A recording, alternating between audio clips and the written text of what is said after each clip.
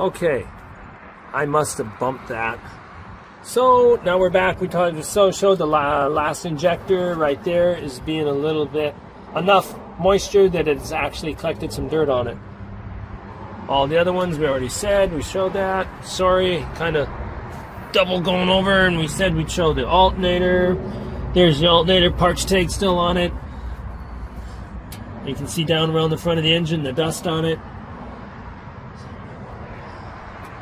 Then we came back around. We were talking about the muffler. This had rusted through on the top right here. You can see where we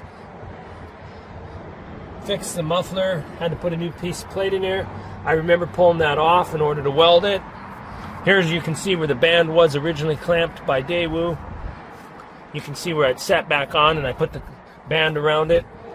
And here's where I pulled it off. I don't remember if I put that on brand new or not. Looks awful new, but I don't. That might have been 10, 12 years ago that I did that. Still good and solid. Okay, I think we got everything covered here. Now we wanted to show you under this panel. This panel lifts up like this,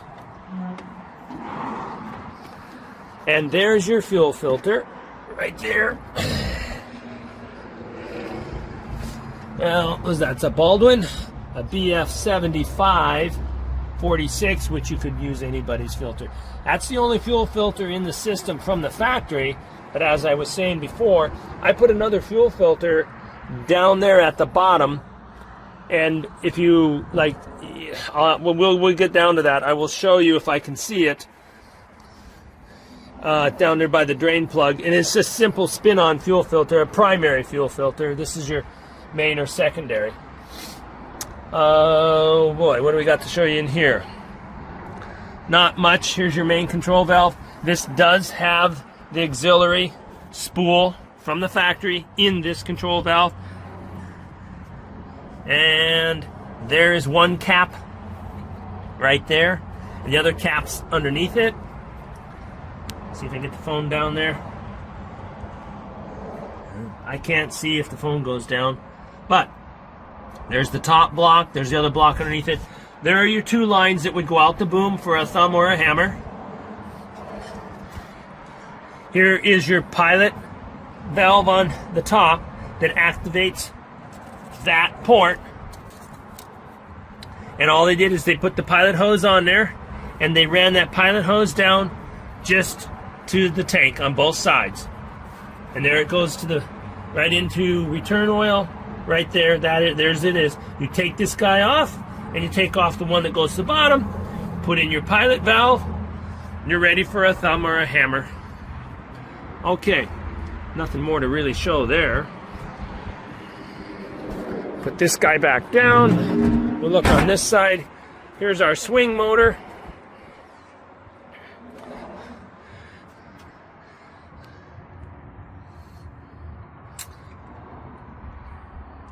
You see there's no leaks any place whatsoever. Here is, this port is where they would return the oil for a hydraulic hammer, because if you know anything about hammers, they cannot withstand any back pressure, hardly at all. They need super easy flow on the return side of the hydraulic hammer.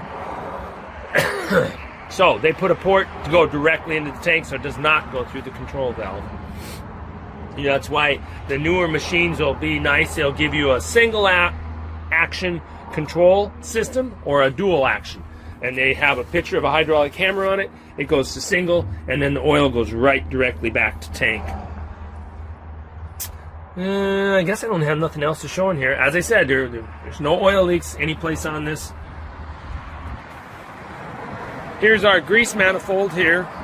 You should get your stick cylinder and the two boom cylinders. Those are the two boom cylinders that go up, and the stick, so that takes care of those three. These two are for the boom right here. Just boom, right, boom, left and right. Here's where Daewoo intended for the auxiliary plumbing, right here, on each side. And you can see I utilized this side where I just ran the two small lines for the hydraulic quick coupler that I put on 20 years ago.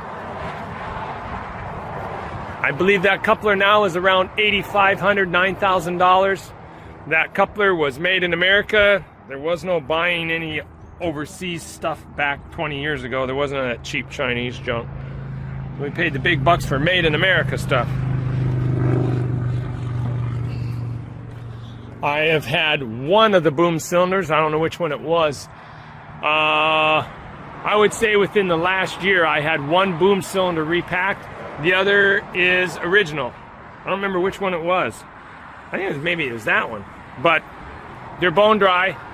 Bone dry. There's no leaks. Both those are bone dry. The stick cylinder I rebuilt 2-3 years ago. Had it repacked because it was starting to weep. And then the bucket cylinder, I did that about the same time as I did one of the boom cylinders. No, there's no leaky cylinders on it whatsoever. Well, we want to show you the battery box. I only remember replacing batteries in this machine one time in all the years I've owned it.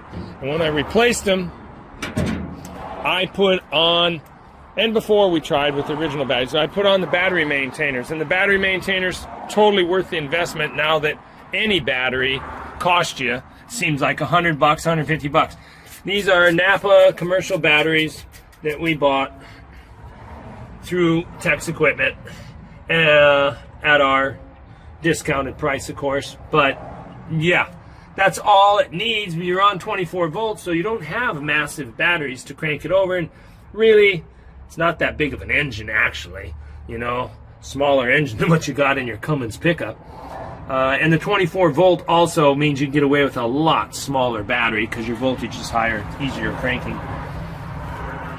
That's really all that's in here. Here's a diagram here that shows you how many hours, 50, 10, 150, 250, 1,000 hours, and shows you where they want it greased or oiled. There's all your points right there. Okay, let this down. It has a locking fuel cap which fits the ignition key. Oh, that cap over there, that's your hydraulic tank. I suppose I could have made a bunch of little short videos instead of having the camera on while I crawl around. One work light there, and then there's a work light, let's see, on each side of the boom. Up there on the boom you can see that one. There's one on the other side. Those ones are LED. This panel on this side has had some wrinkles on it. When I bought it, it was scratched up. And see, you can see the wrinkles. This panel is not perfect. This was the only physical damage to the machine on the panel. Yeah, you can go up and shut the hood there. And we just straightened it out the best we could on the panel. You know, the swinging around on these old machines. You know, the back of the machine is way out there with the swing around, with your swing over. Let's see, what do we see in here? There's your hydraulic oil level. This valve right there is the valve that we installed. This valve controls the hydraulic quick coupler. Okay, guess we don't see nothing else in here. It does shut really nice. It doesn't sit there and rattle. Like I said, it's a little wrinkly there. It wasn't perfect, but it does shut good. See? And it's not rattly. I'll try to remember to go underneath this thing here. I wanted to show you that fuel filter. Okay, we'll go to this side. This one didn't have, it had a couple little dinks. You can't see them in the paint right now with the sun is, but there's a little, I can feel a little bit of a wrinkle there. I never even saw it before they painted it. I would have told them to do something about it, but I never even saw it. There's our radiator burp tank. It's down on the low there. See it? Yeah, you can see the antifreeze in it. Could use a little antifreeze in there. And our oil cooler. Can't actually see the radiator. This here first guy That is your oil cooler. As you can see, it's perfect. Doesn't even have a bent fin on it.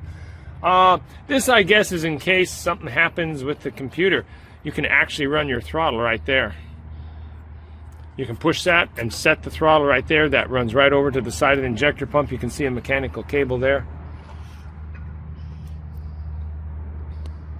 And then in this box is your electric throttle control, where you're spinning up your potentiometer on the dash. That cable you can see there, that runs over to the injector pump. This is back when they first started doing that and didn't have much for computers back in this vintage. I remember Komatsu and those, they had the hand throttle where you'd yank it up with your hand.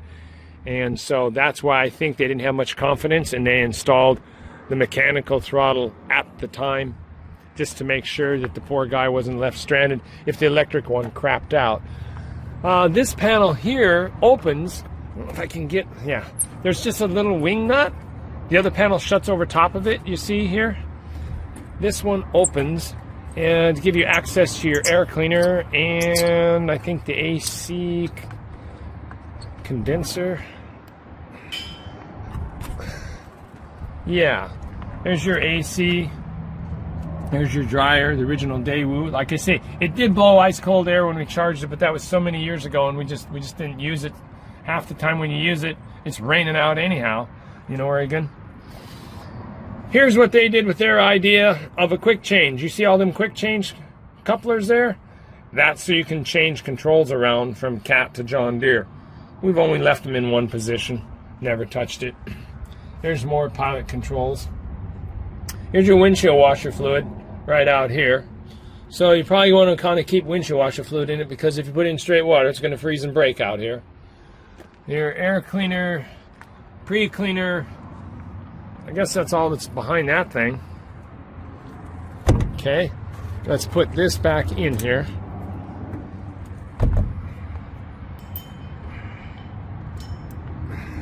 Little washer on our wing nut here.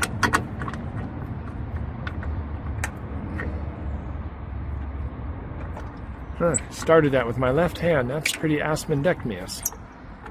I didn't think I could do that. I can eat with chopsticks with my left hand better than my right hand, and I'm right-handed. What's with that? Okay, that's there. Shut this panel. One finger shut. No rattle. Not twisted. Yeah, very, very good. Okay, we want to go back and I want to go underneath. I was talking, show them the extra fuel filter if I can. It might be behind this cover, because we always ran this thing around here. We don't, on this property, we don't have any trees. We don't have big boulders. We have nothing to ever hit it. So the extra fuel filter is under here. This panel is where you can pull out to drain your engine oil. But if you're going to get out the fuel filter, I'm sorry, I guess you have to unbolt this, because we ran this machine without these covers on it all these years and just put them on now for when we sent it to get it painted. As you can see all the covers, you can see a little bit of imperfection in that one there, not much. But we, like I say, I never put them on, because that way, if we ever got any wash it off, dirt, mud, or whatever, it doesn't just fill up your covers. Okay, I guess we're done underneath here, because I can't show you. Here I can show you the swing motor from the bottom. But like I say, you'll have to pull the panel off here. I'm just going to spin around and show you. There's how it looks underneath. There's no bashed up panels. No damage to anything underneath. This guy right here, if he wasn't on, there's a fuel filter right here, a spin-on, just as a primary. It's just a real simple spin-on filter. That's where you'd go first if you're having, if you feel like you're running out of power or it's acting like it needs a fuel filter. Hit this guy first before you go to the main one up above. Okay. View back here farther.